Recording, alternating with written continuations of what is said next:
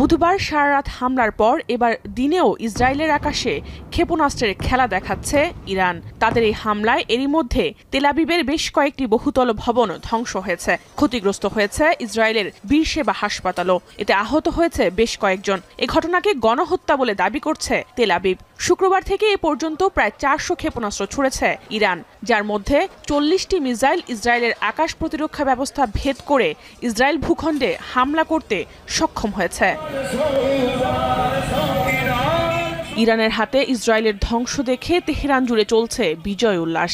দেশটির পতাকা হাতে রাতভর আনন্দ র্যালি করে কয়েক হাজার ইরানি। সে সময় ইরানের ধর্মীয় শীর্ষ নেতা আয়াতুল্লাহ আলী খামেনির আত্মসমর্পণ না করার সিদ্ধান্তে পূর্ণ সমর্থন জানায় তারা।